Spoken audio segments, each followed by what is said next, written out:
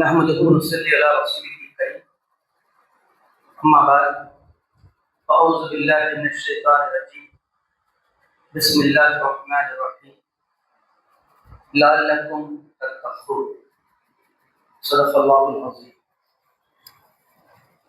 عزیز سامعین کرام، السلام علیکم ورحمۃ اللہ وبرکاتہ. میں سب سے پہلے اللہ رب العزت کا بے انتہا مشکور ہوں کہ جس نے ہمیں ماہ صیام میں زندگی بخشا اور روزے رکھنے کی توفیق دی. اور ابھی جو مختصر ایک آیت کا ٹکڑا میں آپ کے سامنے پیش کیا، یہ رمضان کا روزوں کا اصل مقصد ہے تقویٰ. لعلکم تتقون، تاکہ تمہارے اندر تقویٰ کی صفت پیدا ہو. حضرت عباس رضی اللہ تعالیٰ عنہ ان سے پوچھا گیا کہ جلیل القدر صاحب، تقویٰ کیا چیز ہے؟ آپ بتاتے ہیں، ایک مثال دے کے بتاتے ہیں، بڑی اچھی مثال پراپتیگت مثال. وہ مثال یہ کہ اگر آپ ایک پگڈنڈی پہ گزرتے ہیں، ایک باریک پگڈنڈی ہے جس کے اوپر آپ گزرتے ہیں، ادھر بھی کانٹے ادھر بھی کانٹے، کیسے گزرو گے؟ سوال. تو میں اپنے دامن کو بچاتے ہوئے اس پگڈنڈی پار کرنے کی پوری کوشش کروں گا. تو اس کے بعد یہ بتایا گیا وہ کانٹے کیا ہیں. تفسیر میں آتی ہے وہ کانٹے کیا ہیں. وہ کانٹے ہیں خواہشات نفس. خواہشات کی پیروی کے اندر انسان پتہ نہیں کتنا دور چلے جاتا، اس کو پتہ ہی نہیں چلتا. وہ اپنا ایڈریس تک بھول جاتا، اپنا پتہ بھی بھول جاتا. جیسے کہ نشہ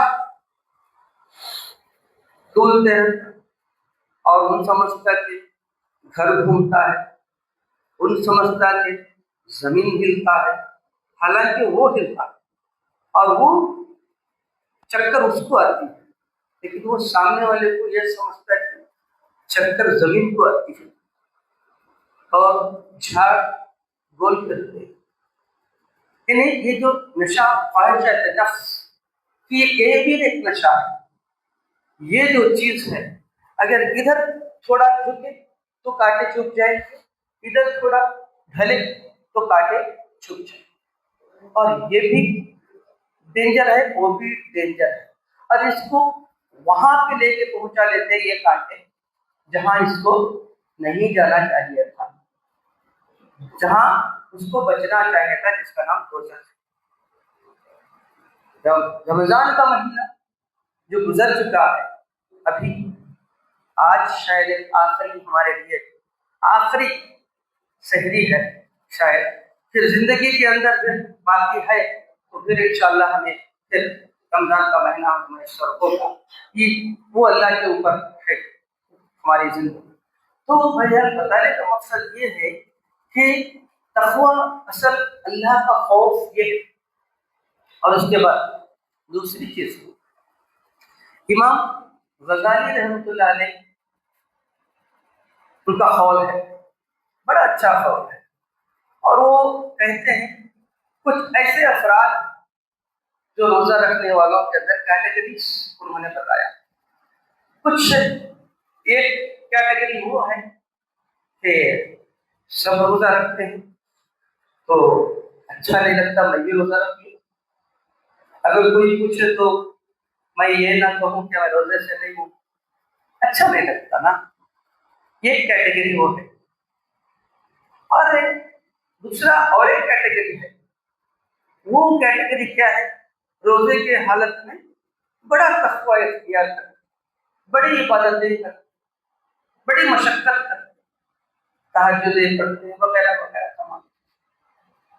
جیسا رمضان ختم ہو جاتا پھر ان کی پرانی زندگی پر واپس آ جاتی.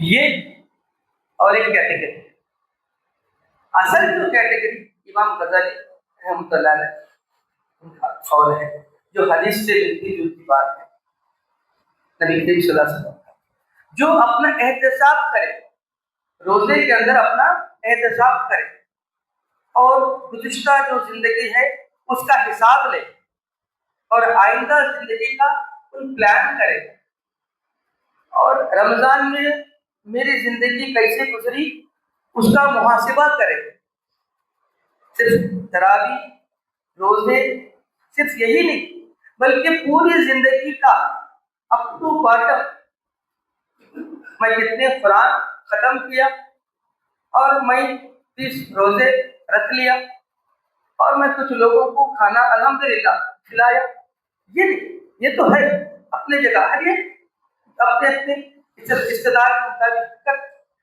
لیکن اصل بات یہ کہ میں کیا ہوں،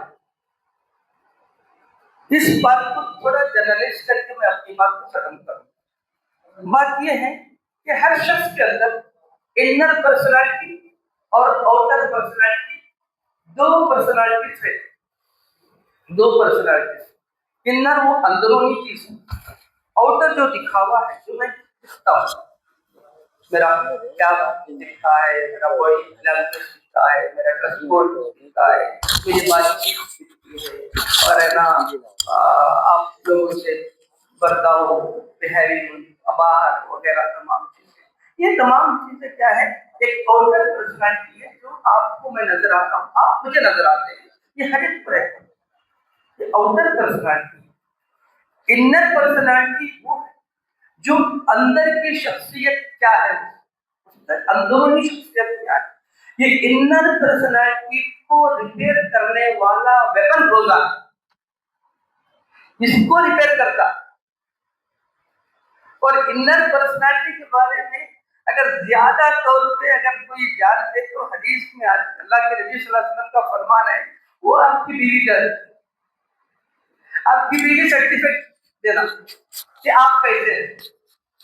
ہو سکتا ہے کہ پوچھے تو ارے بھائی اچھا آدمی ہے، بول ٹھیک ہے اچھا آدمی، لیکن اچھا آدمی کتنا اچھا آدمی ہے، وہ کیسا آدمی ہے، وہ یہ کون بولتے ہیں، اور یہ بیوی بیوی اگر سرٹیفکیٹ دے تو اللہ کے نبی صلی اللہ علیہ وسلم کا فرمان ہے، یہ فرمان ہے، وہ نیک ہے، وہ نیک ہے۔